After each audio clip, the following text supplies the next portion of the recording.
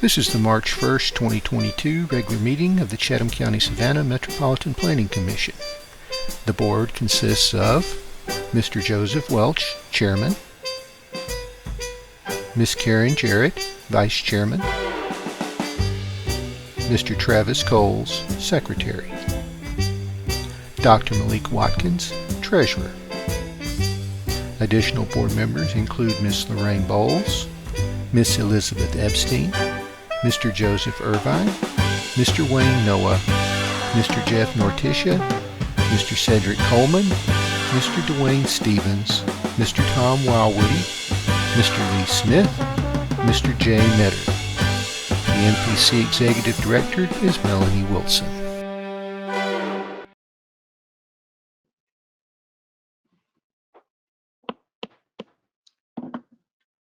Everybody please stand. This meeting for MPC today on March 1st, 2022 has come to order, and we'll start with the invocation and after that Pledge of Allegiance. Heavenly Father, thank you for having us here today. Ask you for your blessings and your grace to help us all here today make the right decisions for the betterment of our community as we serve our community with honor. And we ask you to please bless the troops of the United States, all the men and women in uniform. We ask you to please watch over those in Ukraine who suffer this day. And thank you, Lord, for the beautiful weather and the health you bestowed upon us. And we ask blessings for those who may have a family member in need of prayer. In the Lord's name we pray, amen. I pledge allegiance to the flag of the United States of America and to the republic for which it stands, one nation, under God, indivisible, in liberty and justice for all. Thank you, everybody. Thank you for being here. We got a great audience today and great attendance on our commissioners. And before we get started, I want to welcome back to the commission Mr. Frederick Coleman, who has been here through all the chairs and our previous chairman, and welcome you back. We appreciate your great experience and your knowledge that you bring forth to the commission. So I'm gonna read the rules, how it works here at the MPC. And the agenda is gonna be broken down like this. It's broken down into several parts. First, notices, proclamations, and acknowledgement. Next, the consent agenda, which consists of items for which the applicant is in agreement with the staff recommendation, and there are no known objections. This will be followed by a regular business, old business, and adjournment. For each agenda item on regular business, the staff will make its presentation. The staff presentation will be followed by a presentation of the petitioner, should the petitioner elect to do so. The petitioner will be allotted a time frame of no more than 20 minutes. The board may then ask questions of the petitioner or staff for clarification. Afterwards, the floor will be open for public comment. If you wish to comment on the item that the board is considering at the time, I ask you to please raise your hand on your computers for those of you at home. That feature is on your screen. Raise your hand feature. Do not use the feature until the item you want to comment on is being considered. At the appropriate time, you'll be recognized and staff will unmute your microphone. At the end of your allotted time, as determined by the chair, your microphone will be muted and the chair will recognize the next speaker. The total public comment time will be equivalent to the petitioner's presentation time. Therefore, it is important that you use the raise your hand feature during the hearing on that item if you want to speak on the petition. Once the floor is closed for public comment on a petition, no additional speakers will be allowed. If you are not certain you want to speak, still use the raise your hand feature on your computer, and you will have the option to decline when your name is called. After public comment, the petitioner will have the opportunity to come forward again with a rebuttal, and then additional needed questions by the board. And finally, the board will take action. Thank you. So now we'll get started. I need an approval of the agenda. Coles, make motion to approve the agenda. No, a second. We'll do a verbal count, verbal vote. All in favor? Aye. Anyone against? Okay. Notice proclamations and acknowledgements. On March 22nd, 2022, we will have the next regular MPC meeting at 1:30 p.m. And here at the Arthur McDonald's hearing room. We go to item number 5. Requested items to be removed from the final agenda. Special use approval request, which is 2110 West Gwinnett Street. Rezoning request, 5659 Aguitry Road. An amended master plan for Veterans Parkway and Halter Road. Is there anybody here in the audience here on these 3 items? Because this is being removed today. I need a motion. Coles, motion to remove items 3, 4, and 5. No, a second. Take a verbal count. All in favor? Aye. Anyone Aye. against? Thank you. It passes. Items requested to be withdrawn today. Text amendment, the Victorian Historic District, Section 7, 9. This is to be moved to the March 23rd meeting. The Historic Preservation Commission. Do I have a motion? Coles, motion to, withdraw item number 6. No, a second. Verbal count? With, can I please ask staff just to very briefly state why this is being moved for the record? Thank you. Or to be withdrawn, rather. Staff want to give a reason for this? Yeah, very brief. So very briefly, it was discovered by city staff yesterday late morning that this process for amending a contributing resources map actually goes before the Historic Preservation Commission as opposed to you all, the Planning Commission. So we're withdrawing it, and the intention is to docket it on the March 23rd HPC agenda. Thank you, ma'am. Thank you. And this is Bridget Liddy from the city, and from there it'll go to council for consideration. Thank you, ma'am. Thank you for being here. If anybody in the audience is here on this topic, this has been requested to be withdrawn. Again, make the motion. It's on the floor. Verbal vote. All in favor? Aye. Anyone against? We'll go to the consent agenda. The approval of the February 8th, 2022 briefing regular meeting minutes. Need a motion? Coles, make motion. No, a second.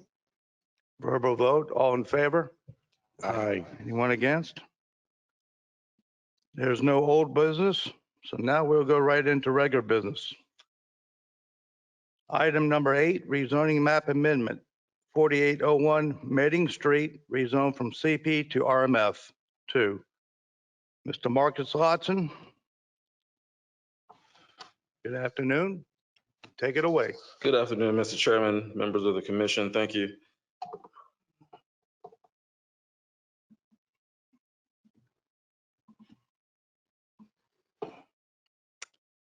This is an item, this item that's come before you today is a request to rezone a portion of a property at 4801 Meeting Street. The petitioner, which is the city of Savannah, is requesting to rezone 3.85 acres of the total 66 plus acre tract to the residential multifamily zoning classification.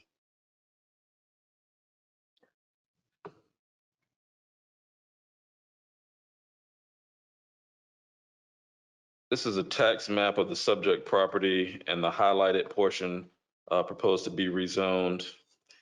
The petitioner purchased the property in 2016. Prior to the city's ownership, the property was owned by the Savannah Exchange Club, which purchased it in 1952 from a private owner. Since that time, the property has primarily been used, the balance of the property, I should say, has been primarily been used to host the Coastal Empire Fair. Upon purchasing the property, the applicant sought an RFP to redevelop this property, as many of you are aware. That RFP notwithstanding, we're not here today to consider the merits of that development, but only the rezoning of the 3.85 portion of the property, which is seen here on the tax map. The requested zoning is for the RMF2 zoning designation. That's a multifamily residential zoning classification. The property is currently zoned CP, which is Conservation Park. The petitioner is requesting this zoning as a part of an overall plan, but only today are requesting that this portion be rezoned. The balance of the property will be brought back to the MPC at some point in the future in conjunction with a proposed plan development that is in the process of being developed. This is an aerial map that shows the portion of the subject property to be rezoned. The intent of the rezoning is to establish this portion for a senior housing development located at this property. The comprehensive plan future land use map designates the subject property, the overall property, as parks and recreation, which is dedicated to public open space and established for active and passive recreation, leisure, and sports. Ultimately, the subject property and the balance of the property is likely to become part of the overall plan development to accommodate the wider range of uses that are associated with this overall development. Here are some photographs of the property as it exists today. It's essentially been unused since the fairgrounds vacated the property. This is a photograph of Medding Street, which is the primary north-south artery adjacent to the property. Additional photos of some of the structures that are on the property. These structures are proposed to be removed upon redevelopment.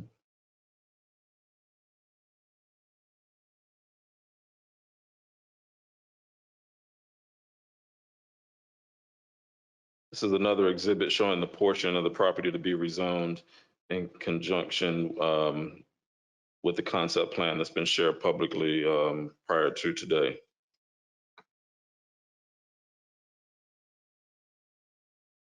We did, in part of the discussion in the pre-meeting, we discussed the use table and the uses that are permitted within the RMF2 zoning district. So I wanted to talk about that a little bit as well here today.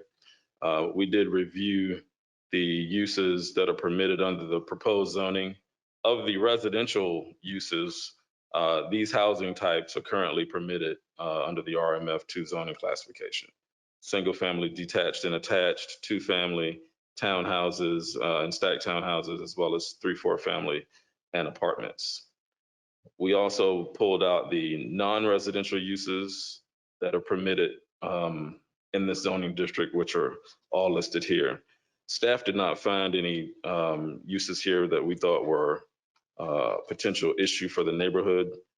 So we're not recommending that any of these uses be removed, but that's certainly within the purview of the board to make a recommendation to that effect if they choose to.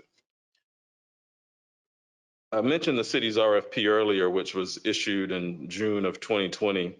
And the purpose of the Fairgrounds RFP was to receive a plan that would address the strategic priorities of the city. MPC staff did a technical review and analysis of those RFPs. We provided a number of recommendations associated with that review. I will share a few of those here.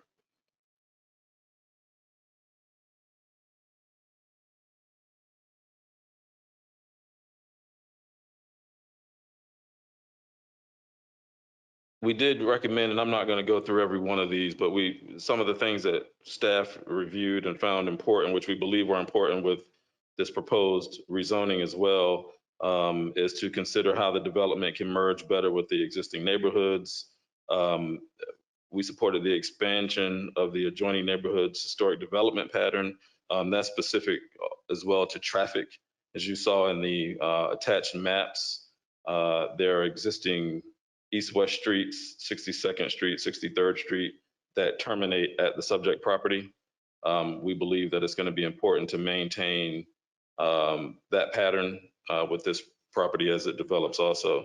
And one of the major issues that we thought was important as well is that this portion that is being requested to be rezoned be able to be developed in a standalone sense, because we don't know at this point what the future holds in terms of the balance of the property. In other words, if this property is rezoned to the RMF2 designation, then what's ever developed on that property should be able to meet the development standards on that property, and not taking into consideration what else may happen with the balance of the property. So things like development standards, parking, et cetera, should be able to be addressed on site. We did include in our recommendation a number of conditions that we felt are important to recognize and consider as this moves forward. Staff is recommending approval of the rezoning to the RMF2 zoning classification. And here are the conditions that were attached to our recommendation. We recommend that the comprehensive plan future land use map designation be amended to plan development to consider the future of this property. We recommend that the number of residential dwelling units in the RMF zone property not exceed 100, apologize. That the multifamily residential development on the RMF zone property be restricted to senior housing. As we've been told by the applicant, it would be. That the required parking for the multifamily residential in the RMF zone property be provided off street, meaning on site of the subject property, the portion of the subject property. That the building height for multifamily residential housing in the RMF zone property not exceed 2 stories if abutting Medding Street, or 3 stories up to 45 feet elsewhere on the property. And that the survey boundaries be provided prior to the ordinance adoption, should council choose to adopt that. With that, I will open up the questions, Mr. Chairman, but that's our recommendation from staff today. Lotson, if you would go back to the special uses, Sir. would you kind of go back so I could take a review of those special uses? Oh, the permitted uses? Please state your name for the record if you want to ask a question, please. All commissioners. Thank you. And this is the list of non-residential uses permitted under the current zoning.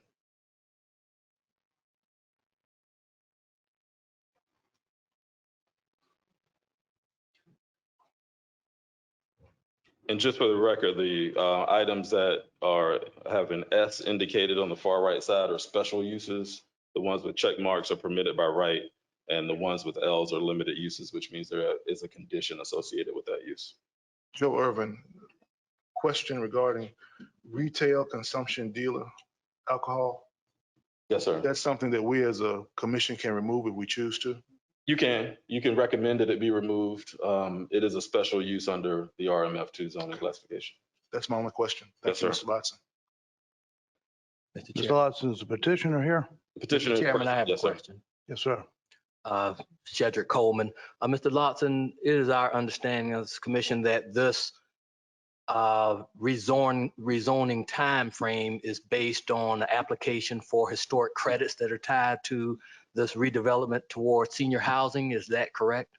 Yes, sir. Our conversations with the applicant, our understanding is that the part of the reason that this portion of the property is being requested to be rezoned now is that timing is critical. to get the project going, and the application for those credits needs to take place prior to the time in which the remainder of the planned development would be ready to be presented for consideration. Thank you. I just want that on the record, Mr. Chairman. Yes, sir. I will reiterate, always ask for the petitioner to come after the presentation. That way it's followed with questions to either the staff or the petitioner. Okay? So just to make that clear, and that's what I stated at the beginning of the meeting. So I'm going to ask as the petitioner here, would they like to come forward with their presentation? Then we Mr. will. Chairman, I'm sorry. Yes. Bill. If I just may make Sure. one more statement before I leave the dais. We did receive during the, between the pre-meeting and this meeting, a letter that you've been provided with at your station from community stakeholders. So I just wanted to put that on the record. Thank you very Yes, sir. much, sir. Good afternoon. Please present your name for the record. Good And afternoon. you have 20 minutes. Oh, great. I'm not going to take 20 minutes. Good afternoon. My name is Bridget Liddy. I'm Director of Planning and Urban Design with the City of Savannah. And I'm here today as the formal petitioner from the City of Savannah in reference to this particular property.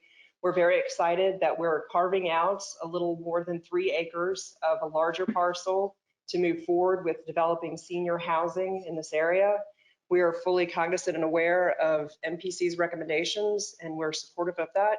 If there are any uses, as mentioned, Mr. Irving, that you would like to remove from the use table, I think we're more than amenable to looking at that. But for the most part, this is going to be an exciting project.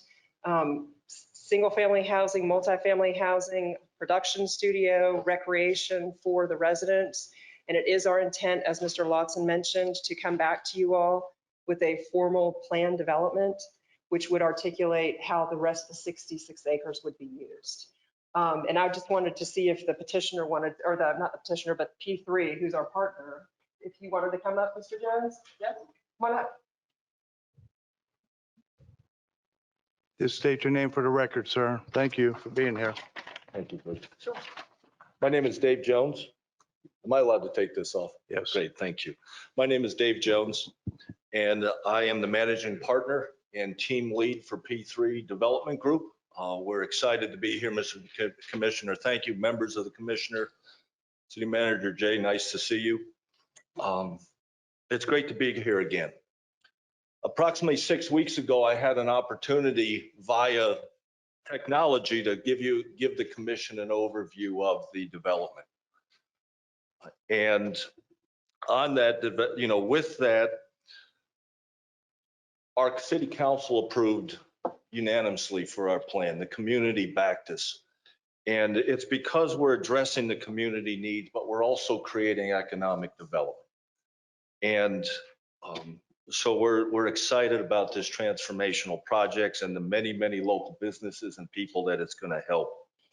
In that same presentation, we shared what our steps were going forward. We mentioned that we were going to be working with the city on completing our necessary agreements.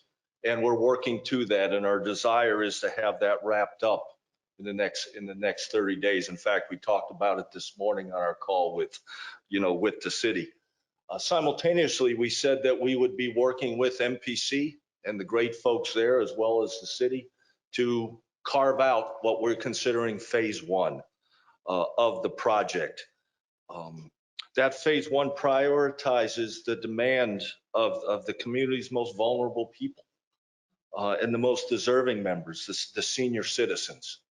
Again, why we're doing phase 1. In addition, to touch on the point that was brought up, in addition to our 2 previous open houses and our 2 in-person and virtual kickoff meetings, we have ample time now to collaboratively put a master plan together, a phase master plan, using a very in-depth and robust community engagement plan. And that's headed up by RG Media Affiliates, who is one of our development partners and represented here. We're currently working with the city and the community representatives to create a public engagement calendar, because projects like this You want the community involved. You want the leaders involved. So we're creating that calendar that's going to be hosted on the project website on newfairgrounds.com, and that's all just one word. And part of that plan begins tomorrow, where we're taking some folks on a bus tour, feeding them a little bit and showing them, the projects that WH Gross, our builder, has done so they can physically lay hands on it and see the quality of the work. That's part of our plan. And with us supporting the rezoning application, our citizens from the city of Savannah, community leaders, many of the minority and DBE firms that we're engaging to create this transformational project. Mr. Bill Gross is here, and he'll be speaking to you shortly about the 1 and 2 story housing components in phase 1. So he'll be able to answer your questions there. And in closing, we're here to state our support of this rezoning application and taking the first step, the first significant step to fulfilling the promises we made to the citizens of the community and the city of Savannah at large. So thank you for some time. Thank you, sir. Now I'll open the floor for questions from. Yes, sir. Did you want to speak? Yes, please. Are you with the company? Construction. Okay. I just felt like I could give a Sure. little more details on the subject of today. And first of all, I'm honored to be part of this, and I appreciate the chairman and the commission taking time. Just state your name for the record for me, sir. It's William Gross with WH Gross Construction. I'm the owner developer of projects Ramona Riley on the corner of Waters and Anderson. Also Live Oak Landing phases 1 and phases 2 over on Wheaton Street next to the Andrea Williams School. And we've had just phenomenal, support from the city and the NBC on those projects. We've got a waiting list of about 1,000 people right now, senior citizens that are waiting for housing, and they call every day, every week, and our list just grows. So there's definitely a need here. Some people want to know, well, what does affordable housing really mean?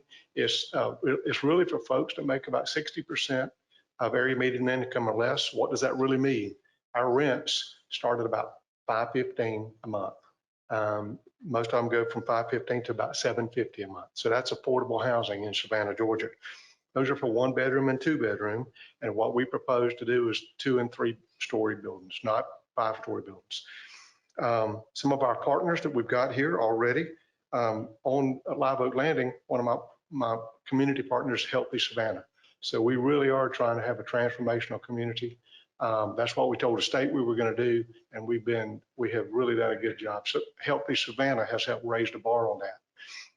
On our new development here, we've got a letter of intent and a memorandum of understanding with Healthy Savannah, as well as Kingdom Life Ministries in division in Area 5 of the cities. And we think that those are going to be folks that really make a difference in the community. Some of the things that we're doing at Live Oak that we'll be doing on this site include wellness lessons. We're trying to educate, make them aware of wellness with wellness classes, cooking classes, opportunities to exercise and have activities. We'll be having fresh market and food trucks, just like we have over at Live Oak, except probably on a larger scale. One of the things that we'll be doing with RG Media is workforce apprenticeship. Already, we have letter of intents with about a dozen DBEs, that's, and minority business owners locally here in Savannah. So we are standing up to our commitment and our AFP to engage local people on that. As David said, we'll be doing tours tomorrow for residents that want to just see what we've done. It's a good show and tell. And I know the question will come up, how do you know that it'll be for seniors, and how do you know that it'll be for affordable? One of the things that we'll be doing is putting a LURA, which is a land use restrictive covenant, on the property that mandates that it'll be for affordable, and it mandates that it'll be for senior citizens or the life expectancy of the building. So I appreciate your time today, and I hope I've covered enough points to give you comfort in making your decision. Thank you. Thank you, sir, for being here. Thank you for that. I will open the floor for commissioners who have any questions. the staff for petition?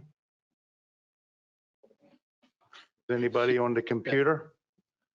Mr. Melder? Yes, sir. This is Jay Melder. Just a comment. I just want to say this is a really important part of the piece of the puzzle for our fairgrounds project. It's key to our affordable housing goals in the city, and it's key for the timing to make sure that we're able to put in an application for these tax credits. So would really urge the commission to take a positive vote today. I'll say that there's, some things we'll still look at with MPC regarding setbacks and units per acre, but also want to recognize that some community concerns about keeping a 2-story height. The city completely agrees with that and agrees with MPC's assessments there.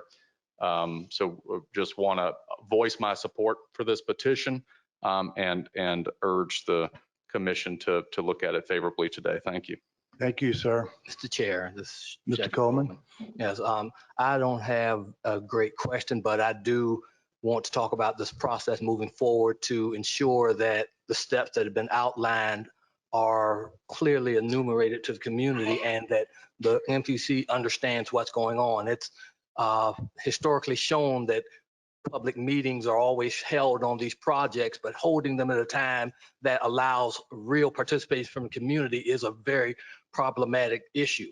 And we want to make sure as a commission that the community is heard in a schedule that allows a diverse group of the community to be a part of this, especially with the city being involved. They should have a little bit more leeway in making sure that their citizens are represented in such an important redevelopment project. So just want to put that on the record that we really don't want to see something come to us last minute that says, hey, we're ready to do this, and can't show that there's been full public participation in the involvement and working out the best solution possible. Mr. Coleman, that we will be as transparent as possible and engage as many as we can as we go through this process. Thank you. Ms. Jarrett? Yes, I'm Karen Jarrett. I wanted to ask a little bit about, I understand that there's some drainage issues in the area, floodplain issues and things like that. This particular housing project is not in a floodplain, is it? No, not to my knowledge. And Okay. what we will be doing as we go through the PD process is looking at all that. The great news is that we've already done the DRI, which we had to engage different city departments so we know where our deficiencies are. Okay. So we'll definitely be proactive in addressing that. And we're going to work on resiliency Yes, and yes, energy definitely. efficiency and, okay. Most definitely. Thank you. Any other fellow commissioner? Is anybody on the computer? Commissioner? No. I'm going to open it up to the public. I'll call your name. Please come forward to the microphone, and you have 3 minutes. We'll start with Mr. Pastor Sam Williams. And thank you for being here, Pastor.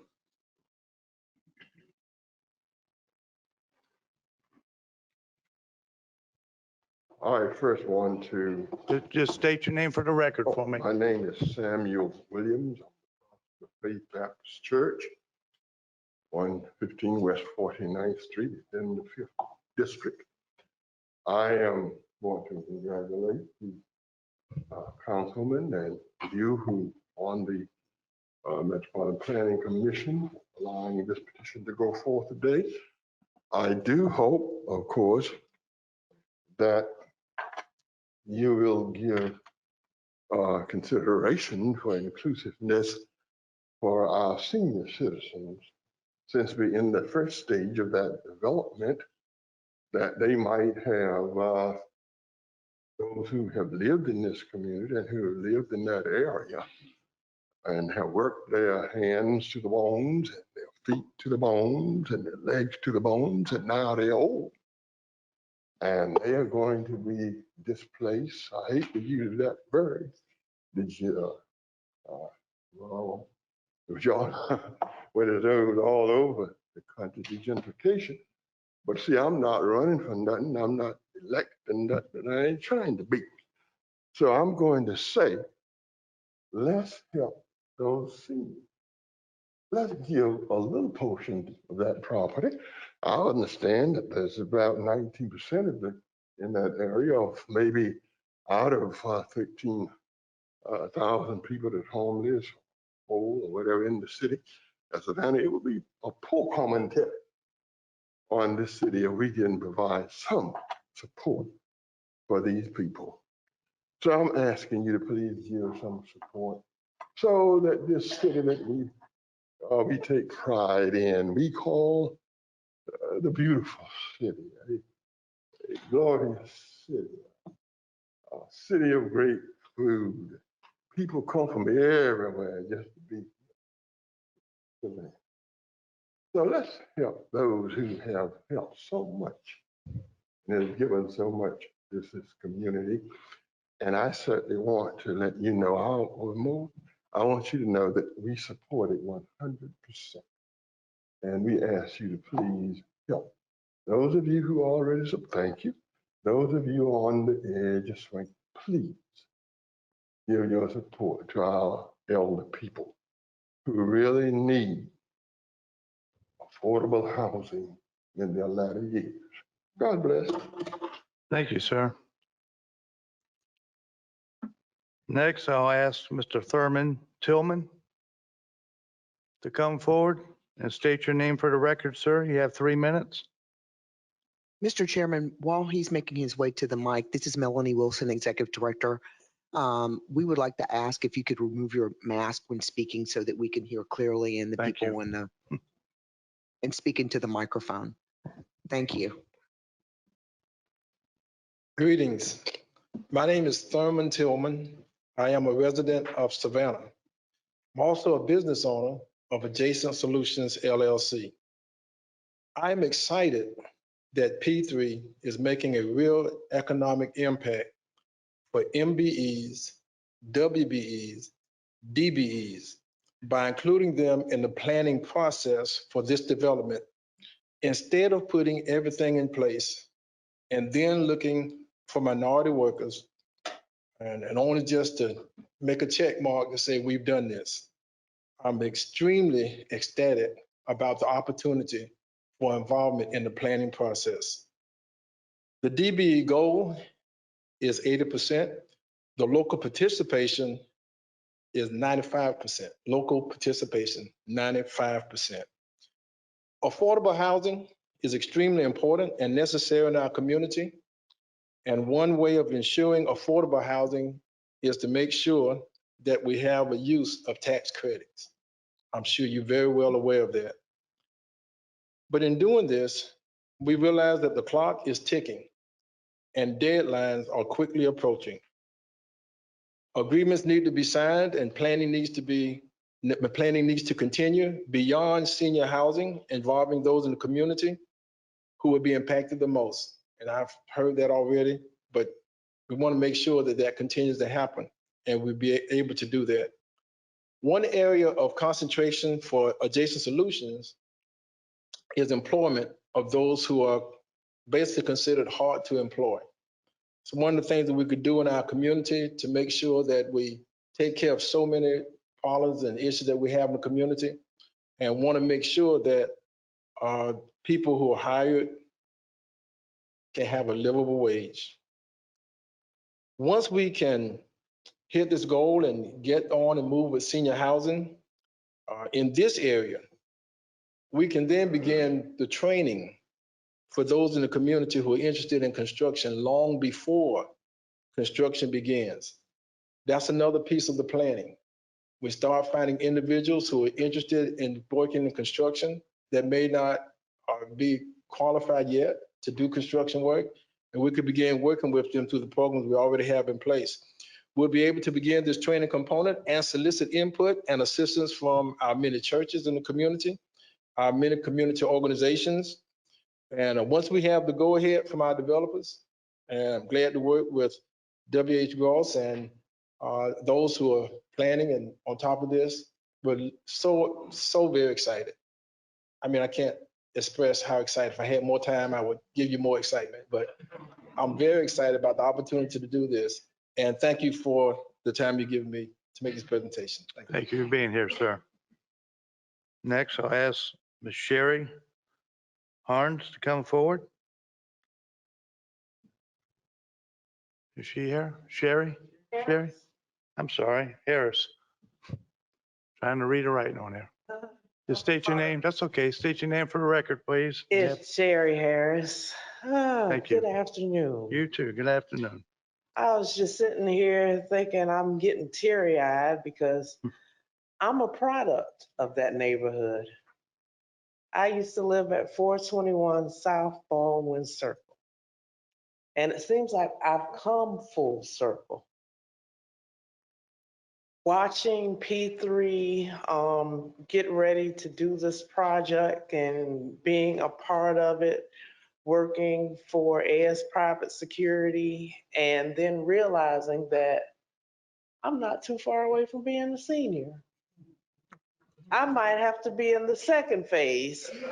So I'm excited that the first phase is about to happen. Isn't that right? Yeah, so I might have to be in the second phase there, but I'm very excited and I'm happy that this is happening, and I am so glad that you guys are considering this, and let's do this. Let's do this for the people. Let's really do this for the people. Thank you. Thank you, ma'am. Next is Mr. Charles Robertson. Come forward and state your name. Good afternoon. Good afternoon, sir. My name is Charles Robertson. I'm the pastor of Kingdom Life Christian Fellowship in the 5th District, and I'm really glad to be here today. I also serve as a police chaplain here in Savannah with the police department. So I'm here today because I'm excited about the faith-based partnerships with this project. I'm excited about all the work that P3 is doing and what they've already done and what's going to happen with this new development. Being a lifelong resident of Savannah, this project represents to me a hope, innovation, and new opportunities. We do a lot of talking in Savannah, but now we have an opportunity to move from talking to action. And like Pastor Tillman said, that gets me excited. Yesterday, I had the unfortunate privilege of standing a few steps away from this property to help a family who just lost a 16-year-old child to gun violence. It was a sad night. So this community needs hope. This community needs a light. This community needs innovation. And I believe that this project is a bright, shining light of community transformation and economic development. Not only that, but it's also exciting to know that 95% of this team is going to be local people benefiting from this project, local business owners benefiting from this project. Certainly that's unprecedented, and that's exciting for all of us. Almost every day, all of us in the faith community are involved with helping seniors with food and transportation and clothing and housing. And this is an opportunity to really do something special and important for them. I'm excited about these seniors and others getting a chance to have wraparound services, for them to be well, and for them to know that this community really cares about them. Again, as a pastor, I see this as a bright light for this community. It helps us move into being the beloved community. And I'm excited about the P3 group and this bright light that hopefully is getting ready to shine here in Savannah. Thank you. Thank you, sir. Next, I'll ask Garrison Jackson. Please come forward and state your name for the record. Garrison Jackson, good afternoon. How you doing, Mr. J? Waiting on you on the golf course, man. I think you're scared.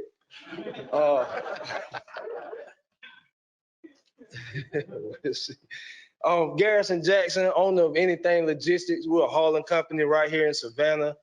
I deployed right here from Savannah, Hunter Army Airfield. Excuse me. Operation Enduring Freedom, Operation New Dawn. And I enjoyed Savannah so much, I decided to make it my home right before they gave the Port of Bit grant. I said, yeah, I'm in the right place. So I enjoy trucking. I'm passionate about it. So I started my own company right here. We've been rolling ever since, did a lot of work out of Savannah. What we're looking to bring to the team is opportunities for the local community. I know we're talking about senior housing development. They may not be truck drivers or owners, I do know some older guys that I got a driver that's 71 years old that just do it because he like it. But I'm sure they got nieces, nephews, or grandchildren that may want to do it. And as you may be aware, they passed a law where 18-year-olds can actually get in the truck and drive. I got my CL at 18, but this is like out of state stuff. But for the support of the project and the logistics issues that we face in the community, we want to be able to train up young men and women who may be fresh from high school that don't have a clue what they want to do or maybe just interested in logistics. We want to be able to train them up. That way we can help them support the local community and show them how to be business owners and things of that nature and pour right back into the community. And they may not, it's a good thing to leave the community sometimes, but they may not want to leave, or they may want to build up their own platform right here in the community. So I do support the project, been rocking with it for about 2 years now, I want to say, just trying to get everything together. I'm happy to see everything come together. I'm looking forward to the DBE and minority participation. We're glad talking to people like Mr. J, knowing that we as minority participants will have, the city will have our back, so there won't be any crazy issues when it comes to the GCs and everybody on the project. So we can just make this thing solid. So we appreciate everything. Thank you for allowing me to speak. Thank you for being here, sir. Next, Mr. Patrick Herron. Not here. Dr. Bernita Rivers Smalls.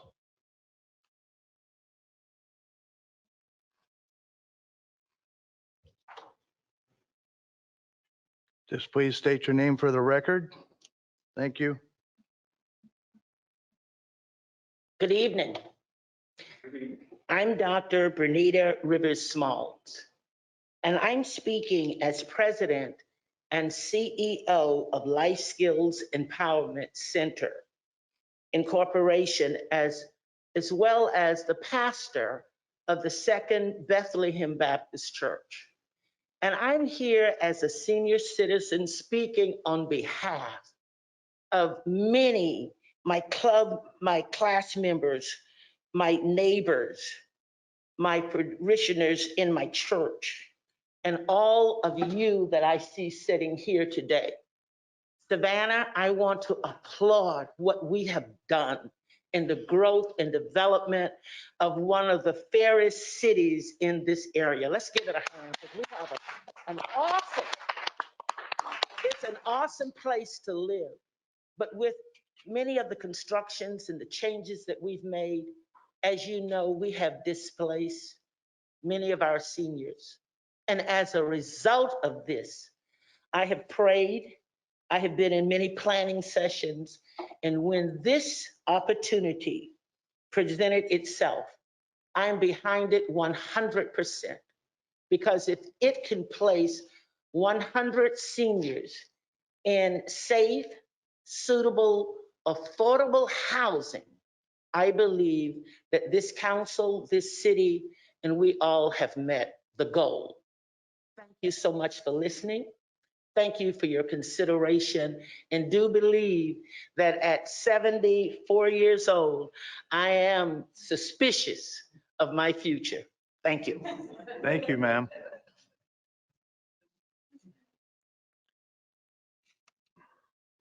Next will be Mr. Bill Gross.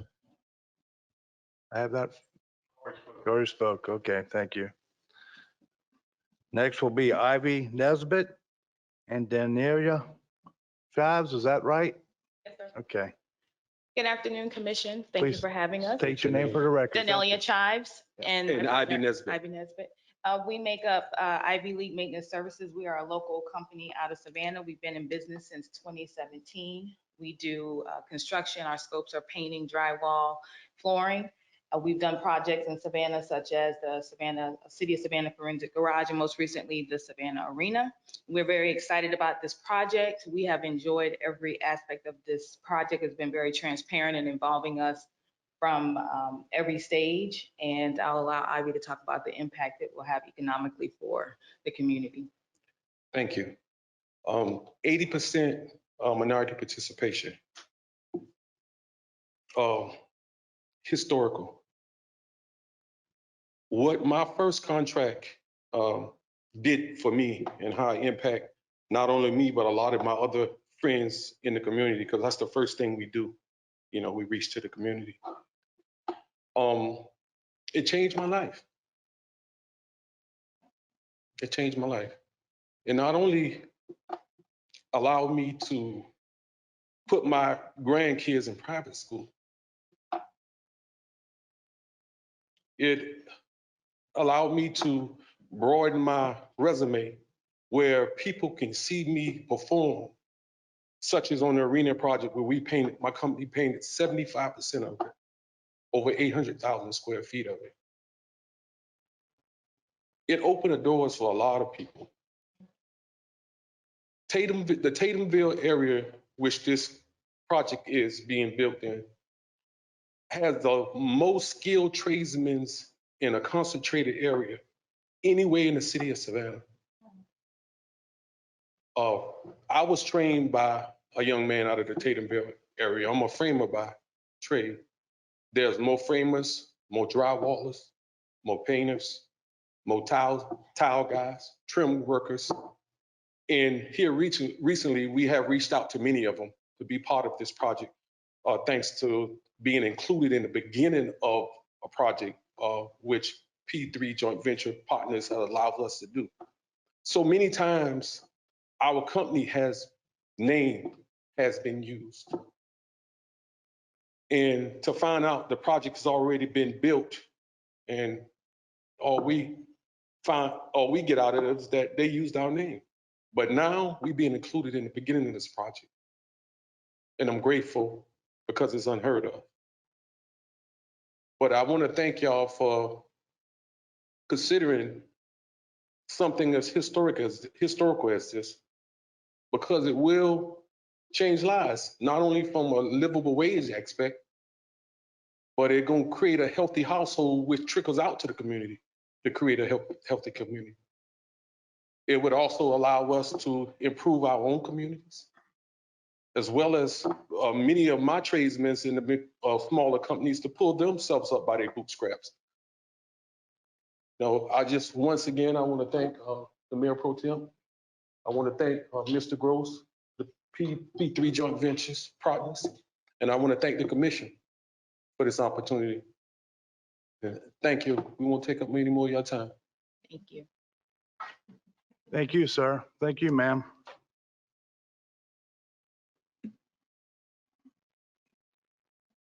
And next will be April James. Is that correct? Okay. Please state your name for the record.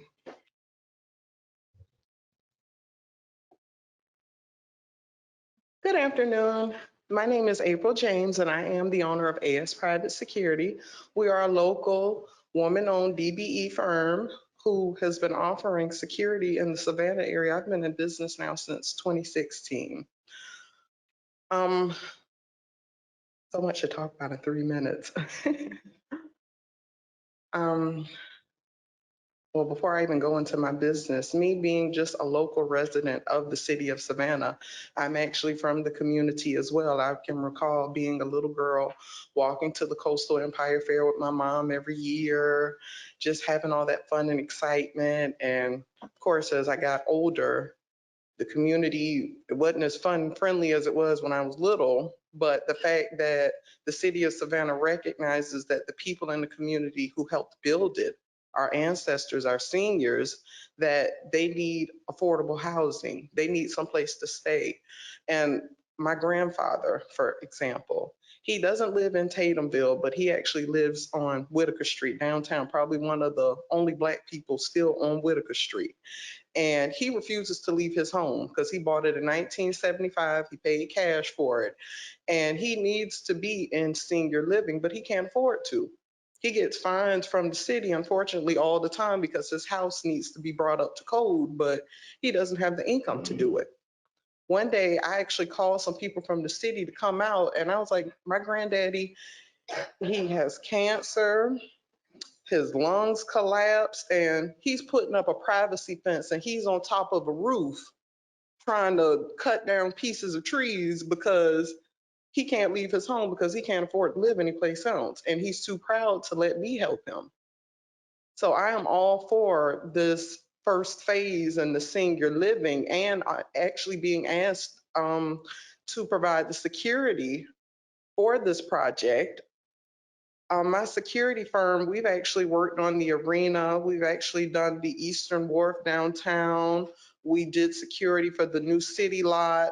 And I know you're like, well, okay, security, how does this tie into the senior living? Well, of course, we want to protect our seniors. When they build this new community, we plan on being there to keep them safe. But then we also want to give back to the community as well. I take any opportunity that I can to help any upcoming youth and try to teach them a trade, even if they don't necessarily want to be in the security world, but just maybe giving them an opportunity or an internship, just doing something to help give back to them.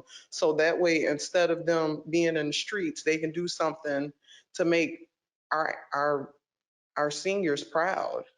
And just this opportunity and this phase and the building, well, this whole new living space for them, instead of them leaving their community, they'll still be able to live out their days watching this community grow, because of course they're not gonna leave, they don't wanna leave.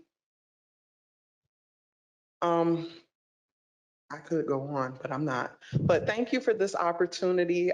Like I said, I hope it moves forward, and I hope we all just continue to give opportunities. Thank you, P3, for seeing us small local business owners, because there is talent in the city of Savannah. Not to offend anybody, but we are more than just hairdressers and people who cut grass. We are capable of having construction companies. We're capable of being mechanics, engineering, painters, plumbing, you name it, we can do it. There is talent here. They don't necessarily have to go to these big corporations. And I'm thankful that someone just gave me the opportunity. Even though we're a security firm, you'll think like, how does security tie into it? But trust me, at the arena, it's a nice, beautiful site. And thank God everything, for the most part, went on point. But there are many nights we had to run off vagrants, drunk people. We dealt with a lot, but we made sure that we kept it safe, secure, and that it's now the highlight of our city. But thank you for your time. Y'all have a nice day. Thank you, ma'am.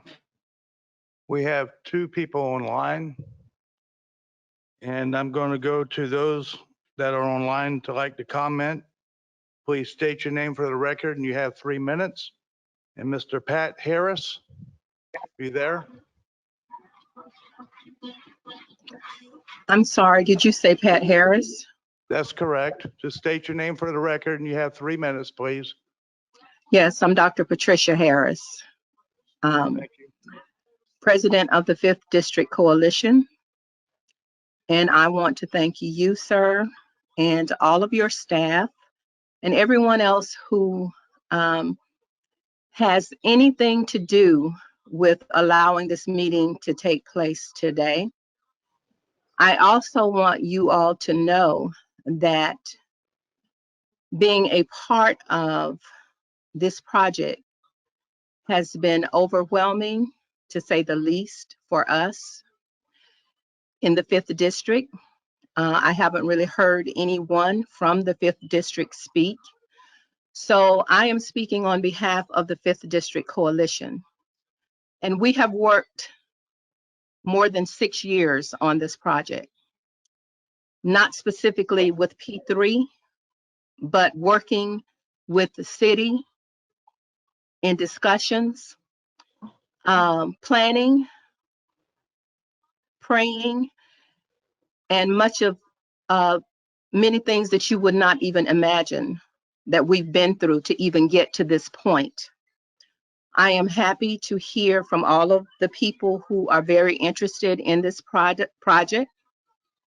but I'm also very happy for the 5th District leaders who have given up all of these years to make sure that what is going on that particular piece of property that they're going to have some input in, and that they're going to have some happiness in the end when this project is completed.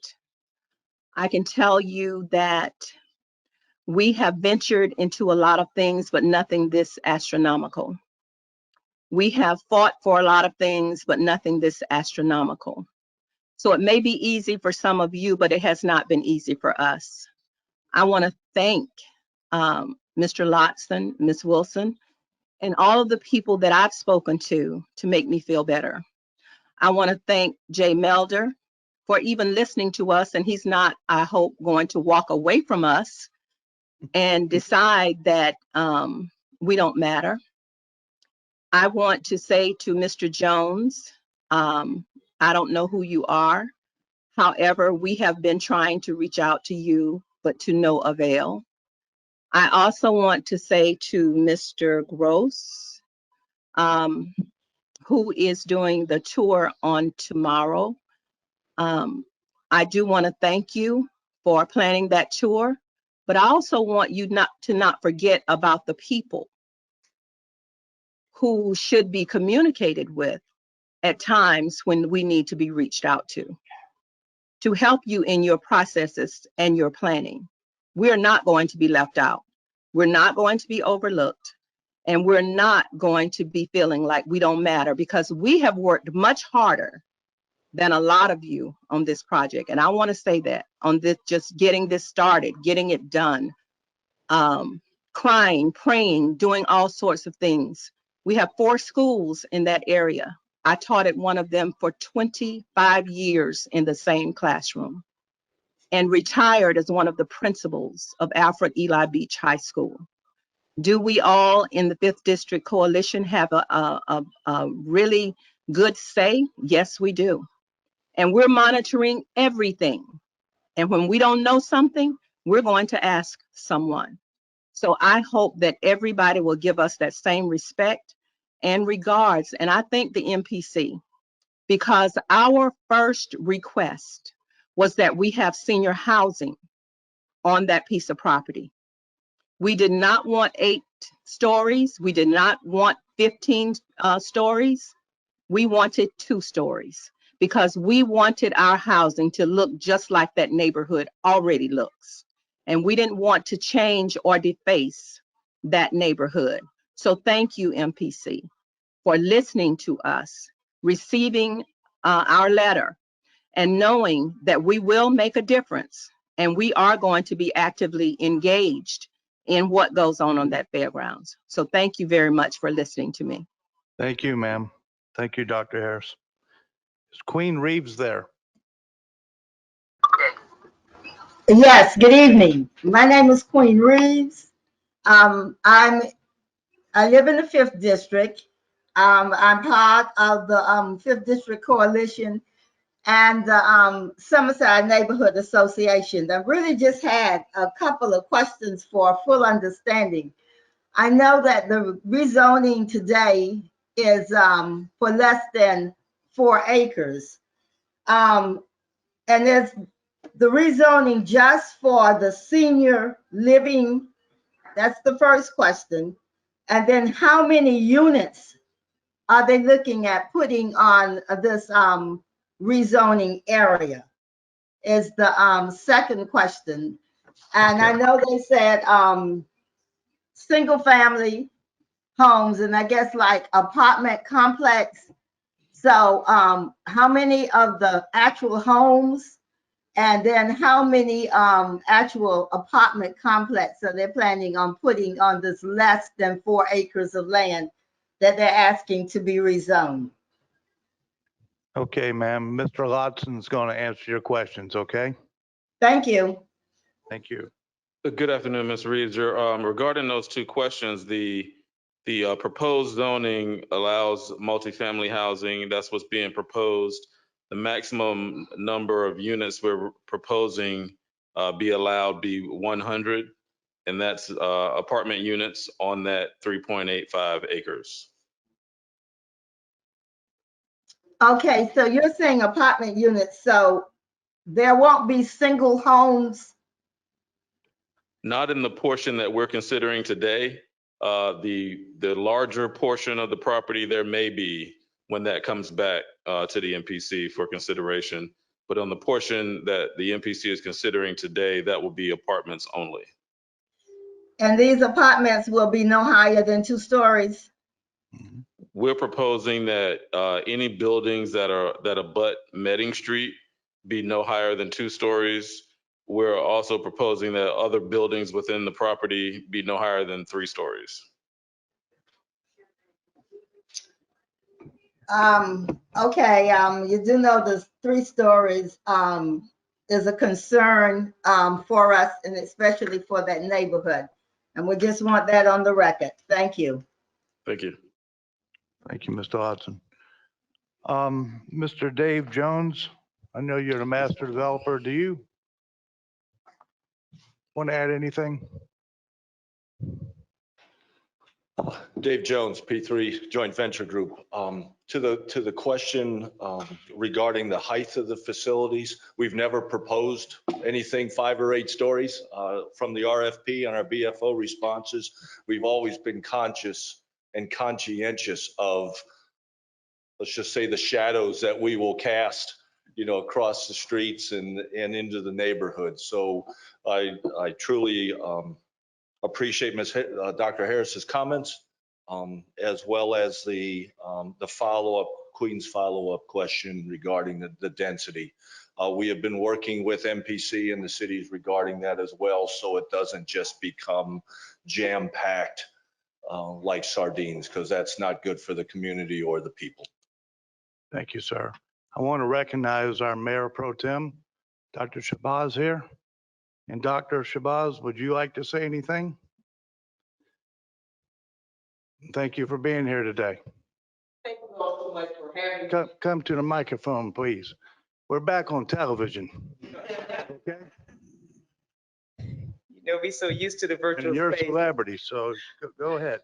I'm just a person working in the community. Thank you. And love to do so. City Manager, good to see you, sir. Just want to thank you all so much for recognizing me. I need me a whole stack of Kleenex. I just here observing, and thank you all so much for having everyone in here today. And I'm just going to sit back and see what's going on. Thank you all so much. Have a great day. Thank you. Is there anybody else that has a question on the computer? No? Okay.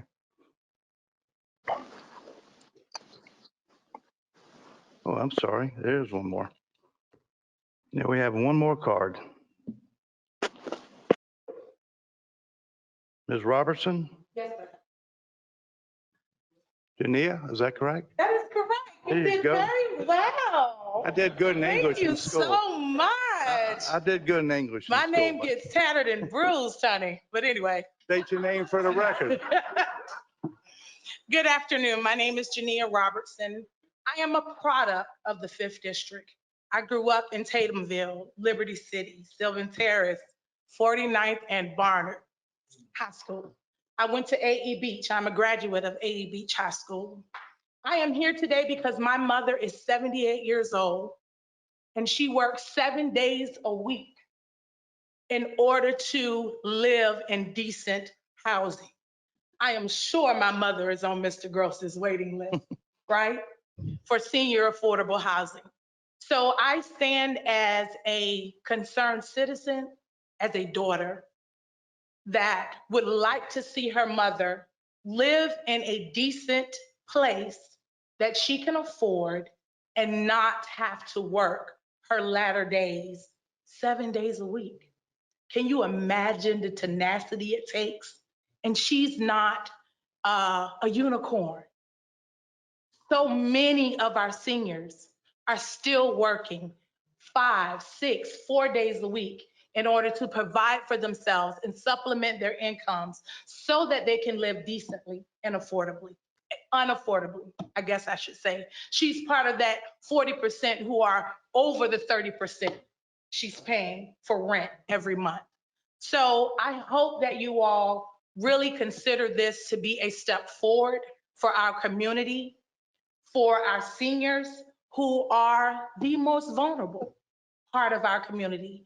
It is our opportunity now to take care of them, to give them what they need to live fruitfully and abundantly. Thank you so much for your time. Thank you, ma'am. Yes, I've been notified that there's one other person that is on that would like to speak. on the computer? That was my understanding. No. Did Mr. Patrick Heron come back in the room? No. If Betty Jones just raised her hand, and I'll find out who this other person was. Well, if she finds that out, I have a comment. I've been sitting on this commission well over 10 years. The energy you citizens have brought to this room today is one of the best I've ever seen. You should be applauded.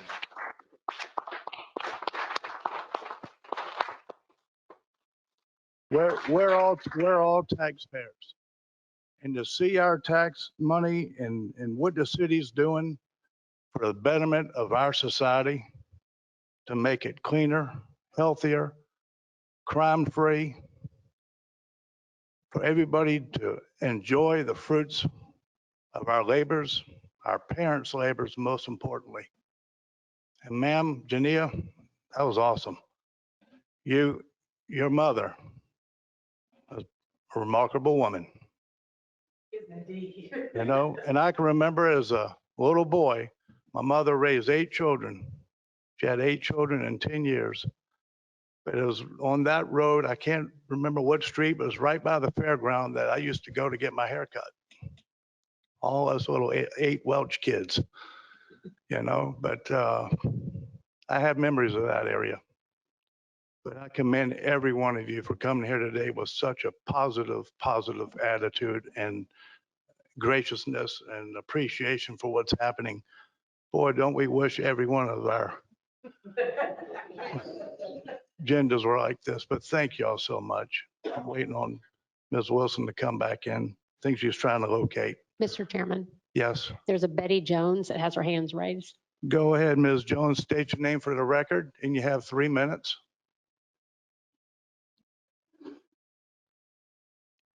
If you're on mute, unmute your computer, your microphone, Ms. Jones. Okay, my name is Betty Jones, president of Fowler Park Neighborhood Association, where the fairground is located.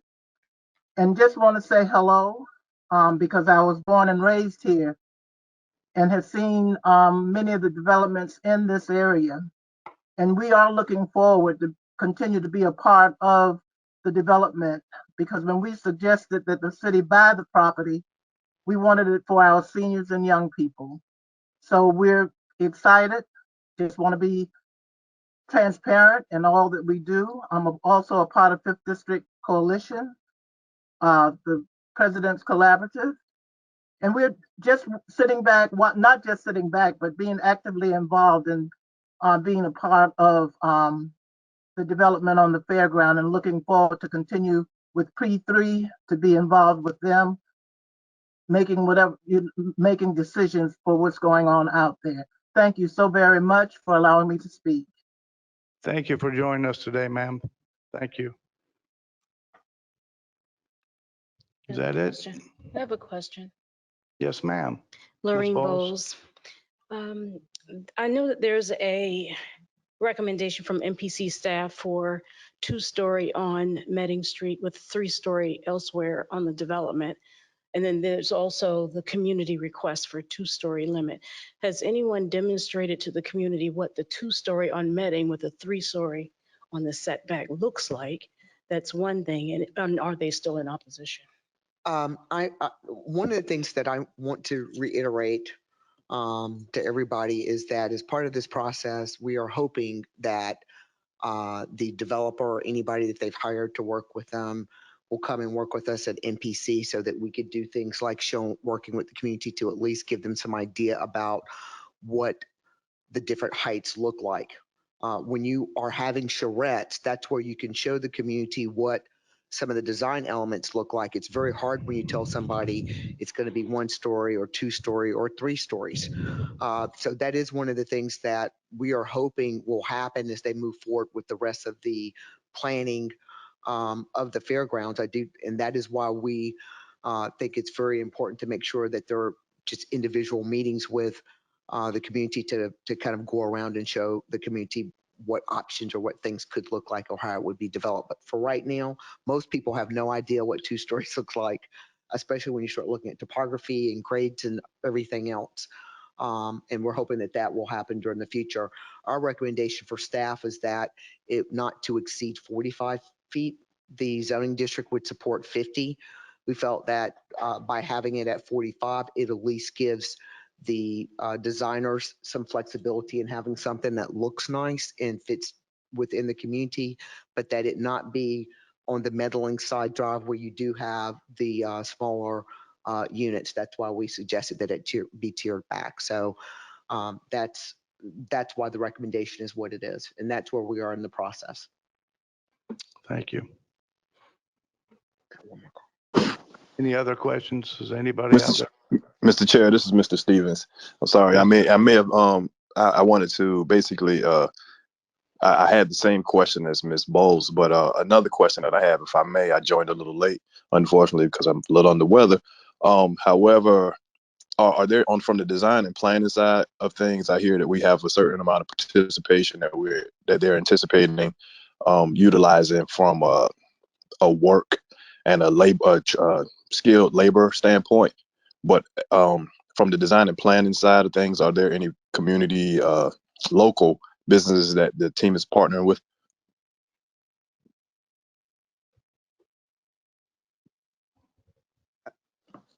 Are there any local, the developer is here, but I do think that if you look at their proposal, they've indicated that there's going to be a lot of local 80% folks that are working that are DBE, WBE.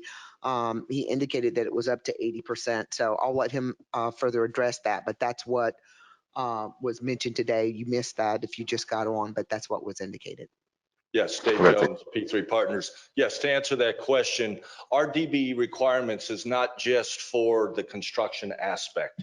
We are requiring the DBE, minority participant, women-owned participation, all the way through the design disciplines. I'm sorry I don't have the names off the top of my head, but I know we have been having those conversations and working with some groups, again, to show that participation across the spectrum of the delivery of this project. I know there was a comment, if I may just step back just a little bit regarding availability. I'll be happy to share my personal cell number with anybody so that there is no question about availability. So I can provide that as well. So I hope that answers the question. Thank you, sir. Thank you. One more person on computer, Mr. J. Craig Gordon. Hey, good afternoon, everybody, and thanks for allowing me a couple of moments. I know the day is wearing long, and I appreciate this opportunity. Just state your name for the record, sir. Yeah, J. Craig Gordon. J. Craig Gordon, local development 50/50 partner of the P3 Savannah team. I first want to just thank everybody in the community for coming out. You know, one of my businesses is home health care, which deals with serving about 300 to 400 seniors around the state, most of which are in Savannah. So I empathetically and transactionally see the need every day for affordable, quality senior housing. And I think that the fairgrounds and Bill Gross and Pat Shea as the designer, along with any local trades he can bring to the table to help with that, would be outstanding. And I support the ability to have a 2-story building that doesn't have a density that's going to have a negative impact on the neighborhood. But I will say I have a little pause as the only person on the development team from the city that lives in the district and has lived in the district for over 40 years, I just somewhat question not just from an implementation standpoint, but the intent for some of this local goodwill and accessibility, because I have not talked to the P3 master / lead in over 3 weeks, and I have his cell phone. And so while I concur with all of my friends and countrymen who have came up and said super positive and truthful acumen about this project that has been ongoing for close to 10 years, just some of the beginning ancillary communication, transaction, and transparency that I would expect in a partnership, I'm going to expect, as a citizen of the district that I've lived in my entire life. So I'm not talking against the fact that this is needed. I see firsthand that it's needed. I've just got some questions on how local partners and local subs have been treated from start to being 18 to 24 months going in, including the design team that has not been paid. So, again, I know that's a lot, and I'm not trying to bring a bag of done to a party that everybody just had scrumptious cake at. But I've got some concerns, and those concerns are not being raised as a 50-50 partner, born and raised in Savannah in the district. Okay. Chairman, Thank you, sir. Mr. Noah? just for clarity, for my clarity, did Mr. Gordon say he was 50-50 owner of P3, the developer? Is that what I heard? He did say that. And he's. Hold on, sir. Hold on.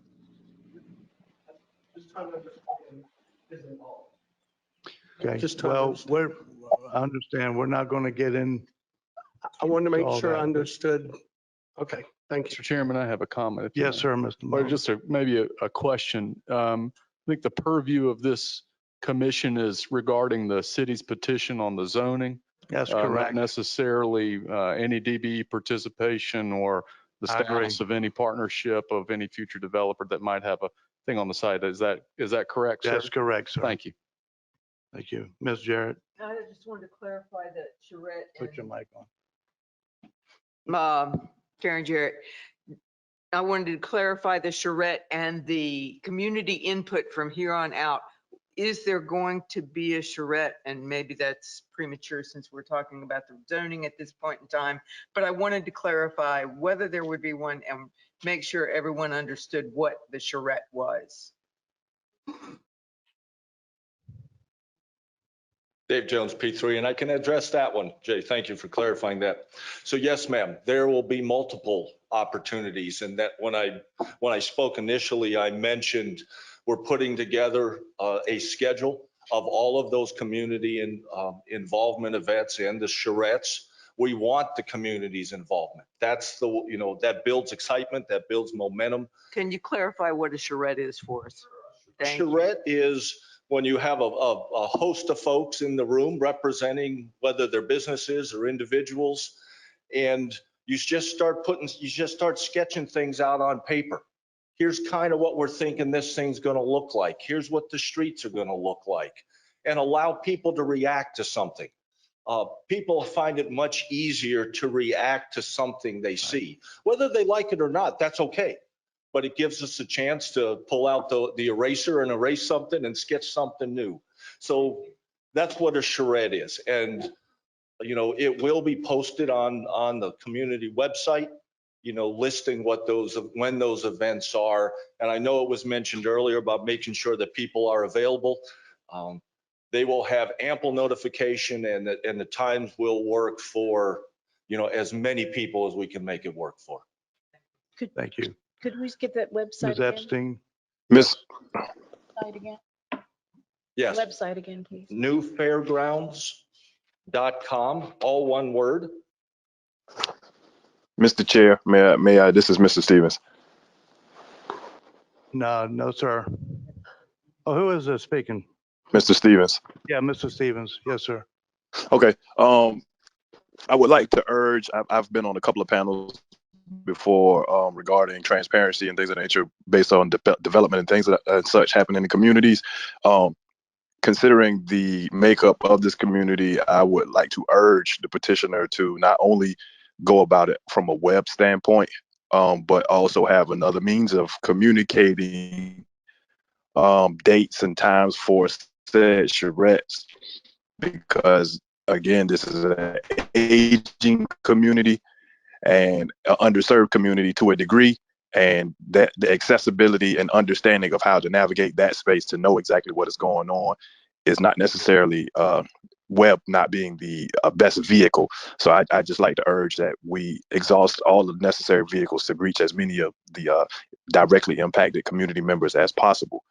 And then additionally, as a part of the charrette, if we could be, sure to educate exactly what this, what these different decisions and different components of the design and of the planning phase looks like in lay terms, because again, the community that is directly impacted may or may not have the knowledge and or background to get a clear comprehension on exactly what it is.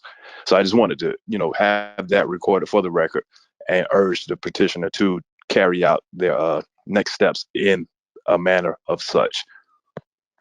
Thank you, Mr. Stevens. To address that, sorry, lack of habit.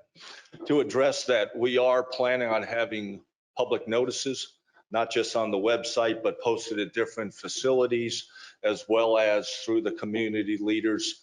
So again, our intentions aren't just for people who you can click on the mouse to get the word out.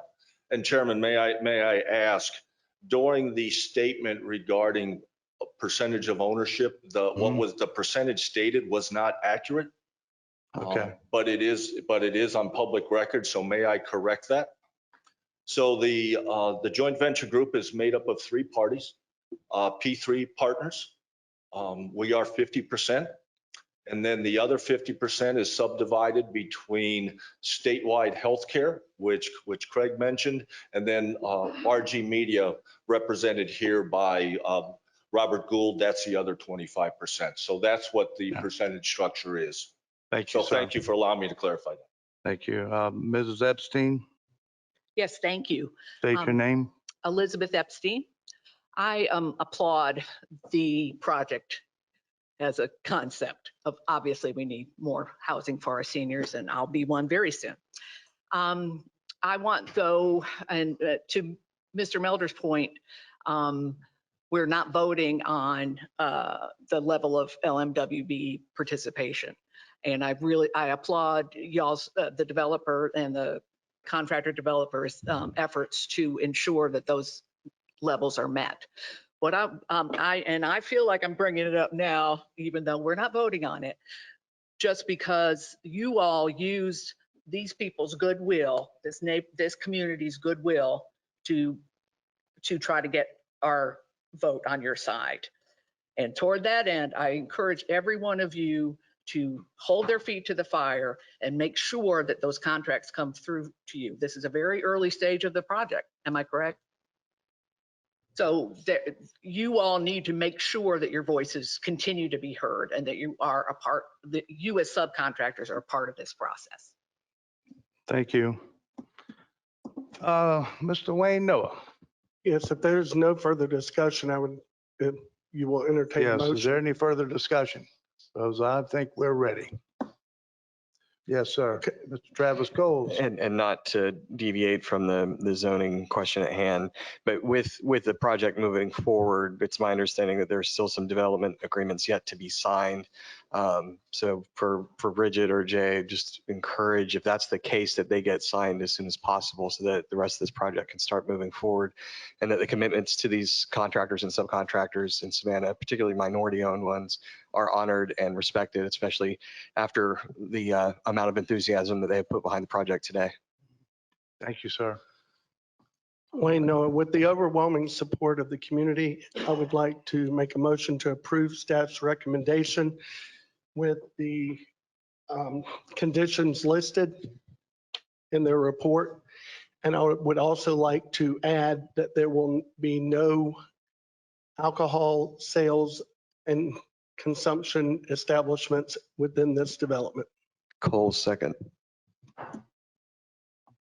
We will take a counted vote. Ms. Laureen Bowles, how do you vote? Yes. Mr. Chadwick Coleman? Mr. Travis Coles? Yes. Ms. Elizabeth Epstein? Yes. Mr. Joseph Irvin? Yes. Ms. Karen Jarrett? Yes. Mr. Jay Mulder? Yes. Mr. Wayne Noah? Yes. Mr. Jeff Notrika? Yes. Mr. Dwayne Stevens? Yes. Dr. Watkins? Yes. Mr. Tom Woodwardie? Yes. Mr. Joe Welch? Yes. Motion passes. Thank you. Congratulations, folks.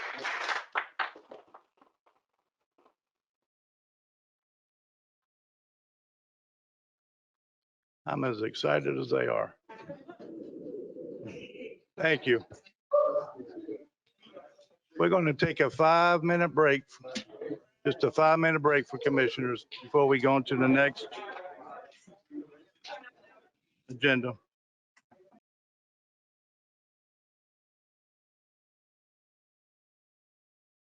All right, we'll get back.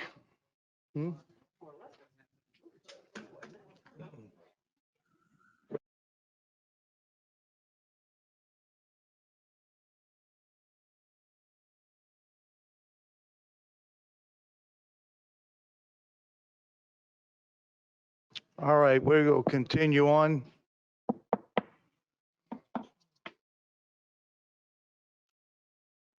Everybody's back. We'll move to item number 9, rezoning map amendment. William Street, pin 20084-05003, located on the west side of William Street between Victory Drive and Carey Street. Rezone from BN to TC1. Take it away. Good afternoon, Mr. Chairman and Commissioners, Melissa Leto, MPC staff. The subject parcel is located on the west side of William Street between Victory Drive and Carey Street. The subject property consists of a single parcel, 0.26 acres in area, located south of East Victory Drive. The parcel is currently zoned as a BN, Neighborhood Business Zoning classification. It is currently a vacant piece of property.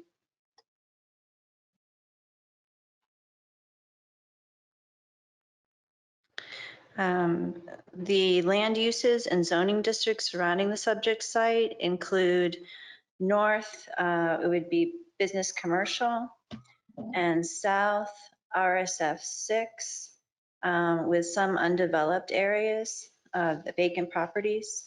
And then east, there is a fire substation based on B Road, and then multifamily homes abutting the subject property, which is the one parcel that's zoned TS1 currently is the same property owner as the one proposing the rezoning for this subject parcel today. And currently there are townhomes being constructed on that piece.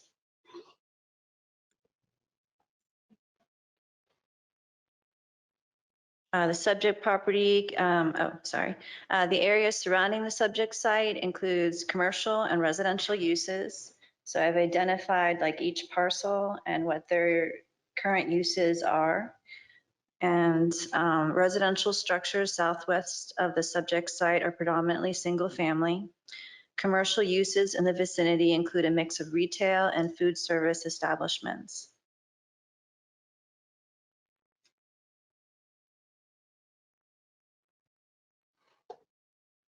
The applicant did not provide a site plan for the rezoning proposal, so staff has focused on what additional permitted uses would be allowed in the proposed TC1 request versus what's currently being allowed in the business neighborhood.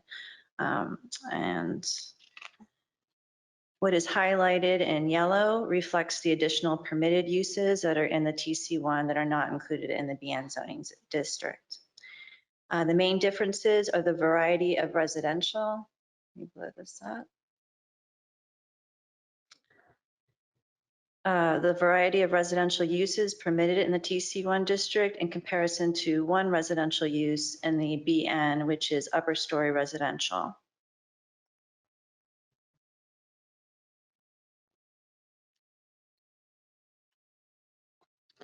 Amongst residential, there are also several additional civic, commercial, and transportation uses that are permitted in the TC1, such as correctional transition facility, personal care home group, substance recovery facility, day labor employment center, warehouse or office showroom, flex space,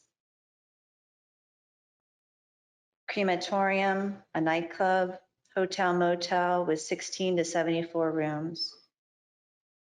And under transportation, a passenger terminal and transportation dispatch and storage. Whereas the worst case scenario might be nightclub or warehouse for the permitted use and consideration of noise and types of uses. The subject parcel is identified. Let me give you the future land use map. It is rendered as commercial suburban, where the requested TC1 zoning designation is incompatible with that future land use classification. Despite this, the TC1 zoning district is compatible with the emphasis on pedestrianism and the provision of neighborhood level commercial uses. The subject area has maintained its development pattern since the mid-20th century, providing appropriately scaled commercial uses and walking distance of established neighborhoods and civic uses, such as Daffin Park. In addition, there was a response study titled Olympus and Victory Manor Area Development. They found that properties south of Victory Drive would benefit from reclassification to the traditional commercial land use designation on the future land use map, which would permit the requested TC1 zoning classification. The study also suggests permitting a mix of residential uses with limited commercial uses adjacent to Carey Street and the rezoning of parcels south of Victory Drive to the traditional districts, which would be TR, TN, and TC, where applicable, to ensure appropriate uses at a neighborhood scale.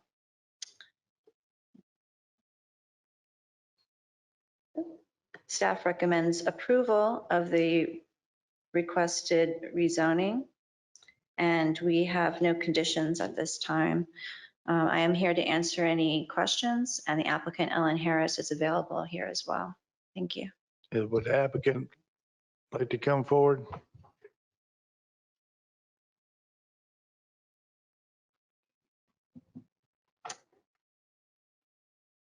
State your name for the record. Good You have afternoon. 20 minutes if need be. I certainly don't need 20 minutes, but thank you, Mr. Okay. Chairman. My name is Ellen Harris with Ethos Preservation. Take my mask, hear me a little better. Thank you. Thank you for the time and opportunity. This petition, as the MPC staff outlined accurately, is to rezone this parcel here to the TC1, the same as the parcel to the west that was rezoned in 2020. Currently under construction and facing Daffin Park are 5 townhomes on this B Road parcel, and it's the owner's intention at this point to do 3 townhomes on this smaller parcel facing William Street. And so that in order to allow for that, the property does need to be rezoned to allow for townhomes. And I'd be happy to answer any questions that you have. Any questions for staff or petitioner? Ms. Jarrett? Would a TC2 work as well? I would have to double check that. I believe so. Okay, the TC1 seems to have some less than desirable uses. I thought TC2 might be a little bit more. As long as the TC2 continues to allow townhomes, I think the property owner would have no concerns about that. Thank you. Anybody else? Is there any commissioner online?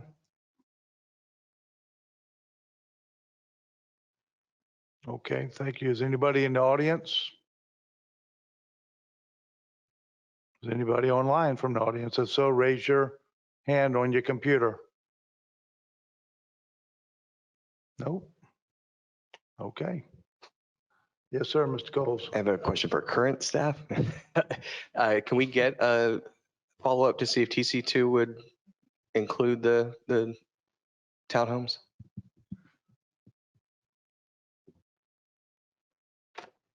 And I just want to make one point is that the TC2 would work from the standpoint of what Ms. Harris is representing as their intention for this property. We have not reviewed TC2 as a zoning district, in terms of making a recommendation for this site to the Planning Commission. So I think I'd recommend, being careful to change that on the fly based on the petitioner's intent for the property. What I will say is that if the board agrees, it might make sense for staff to review TC2 between now and the city council meeting, and we can address concerns if there are any with the manager before this goes to council, if that's fair. Yeah. Yeah, I think that works. Yes. Okay. Understood. Coleman? Yes, Shedrick Coleman, I'd like to remind the commission members that on top of just the simple fact of a property being zoned and a use, there are also other stipulations that determine whether a piece of property is appropriate for that use, i.e. setbacks, coverages, and all the rest of those things. And on a piece of property like this, I think they would find it very hard to go into any of those negligible uses that have been raised as concerns from that standpoint. And so that effort might be, it really isn't worth it to me to do that. So. Thank you. Any further question? Any discussion? Okay. Mr. Chairman? Yes, sir. Motion Mr. to approve. Cole, second. Okay. We'll take a vote. Ms. Bowles? Yes. Mr. Coleman? Yes. Mr. Coles? Yes. Ms. Elizabeth Epstein? Yes. Mr. Irvin? Yes. Ms. Karen Jarrett? Yes.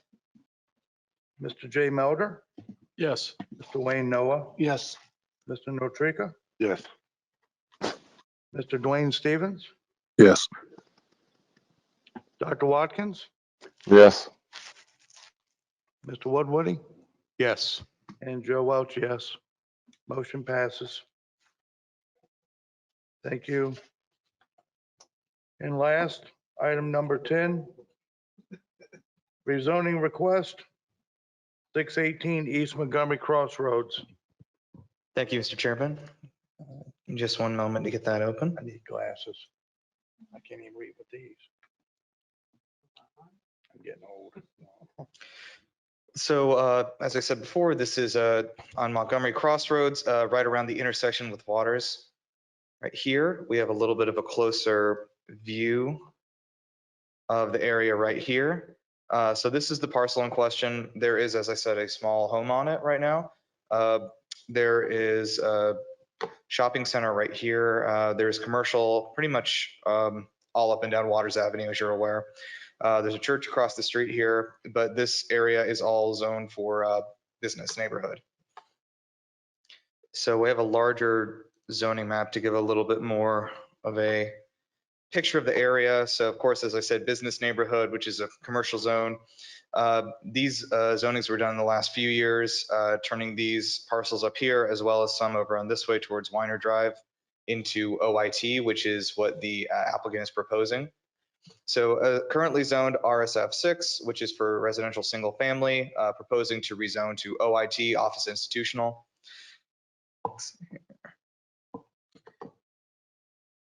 Pop open the report. And so you can get a little bit of a view of the property. That is what it looks like. There is like a small parking pad for one car up in the front, but there is actually a larger parking pad in the back. I believe like 3 cars could fit on there. So commercial use could be sustained in on this parcel. There have been a few properties, specifically these 2 over here, that have been rezoned to OIT and been converted from homes into businesses. There's an insurance agency right here as well. And what was like clearly a home before.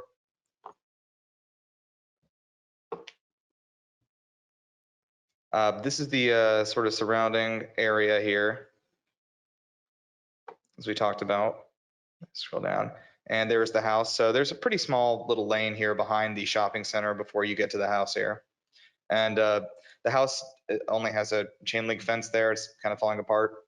There's not really a tree buffer or anything between it either.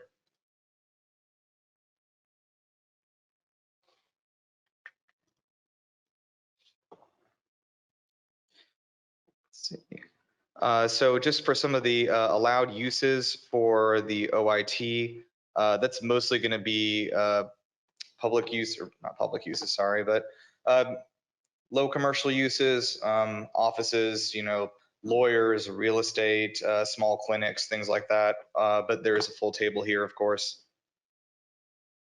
And water and sewer are provided by the city of Savannah here. So our recommendation is approval. We don't have any special conditions for it, but I'll take any questions. Did we contact the neighbor behind this property? They would have been notified with a letter, yes, sir. Nobody? I got no correspondence from anybody. That is crazy. Just, well, yeah, but everybody down Montgomery Crossroads will have a business in their backyard, so. There are already a few in that area. As I said, it's sort of a transitioning corridor.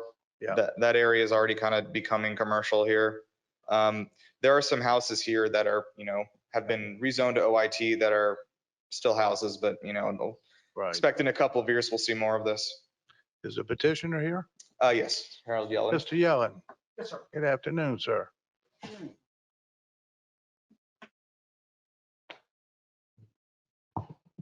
Thank you, Mr. Chairman. I'm here today on behalf of the petitioners, Jennifer Collins and PC Collins. Make sure you tell us who you are. I'm sorry. I'm I sorry. mean, you know.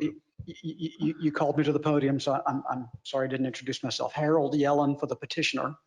Jennifer Collins and PC Collins. Jennifer Collins is on the call, on the Zoom call. Okay. And is available to answer any questions y'all might have. As a side note, the petitioner is my paralegal. So she's back at the office working for me while I'm here working for her, which I hope she's listening. We agree with staff report. This is the property located at the back door of the shopping center. It's also at the back door of the service area to the shopping center. The OIT zoning district is a relatively new zoning district. It's office and institutional transition with very limited uses. We specifically asked for this zoning district because of the pattern you see on the street. There are other OITs up and down Montgomery Crossroads. And in fact, the one that Mr. Gandhi referenced that's to the west of us was rezoned by the MPC and City Council 1 year ago, might even been less than 1 year ago.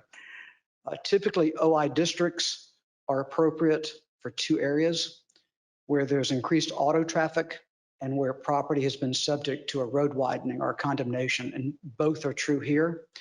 I looked at the GDOT map, and Montgomery Crossroads has more vehicles per day than virtually any other city street, with the exception of Abercorn and White Bluff between Eisenhower and Durant. So it's heavily trafficked. It's also been widened. I'm getting old, but I vaguely recall when Montgomery Crossroads was a 2-lane road, and now it's a 5-lane road. So the front door of this house is a whole lot closer to a heavily trafficked street than it was before. I would normally at this point show you what I believe to be the land use pattern, but this is a first because I sent over some photographs and my version of the map, and Mr. Gandhi used it in his presentation. So I'm delighted that you found them useful, so I'm not going to go through them again, but we do agree with staff recommendation for approval, and I'm happy to answer any questions y'all may have. Any questions from commissioners? Anybody on the computer? No? Any further discussion? I'll look for a motion. Coles, make the motion to approve staff's recommendation. No, a second. Go to a vote. Ms. Bowles? Yes. Mr. Coleman? Yes. Mr. Coles? Yes. Ms. Elizabeth Epstein? Yes. Mr. Joseph Urban? Yes. Ms. Karen Jarrett? Yes. Mr. Jay Welder? Yes. Mr. Wayne Noah? Yes. Mr. Notrico? Yes. Mr. Dwayne Stevens, Yes. Dr. Watkins, Yes. Mr. Wabwitty, Yes. and Joe Welch, yes. Motion passes. Mr. Yellen, Thank you, sir. you have a good day, sir. Y'all too. Thank you. Well, with that being said, there's no presentations today, no other business. And wish everybody a safe, happy, healthy week. Enjoy the weather and see you at the next meeting. And Mr. Melder, thank you for being here, sir, as always, as our city manager. Thank you for what you do. Meeting's adjourned.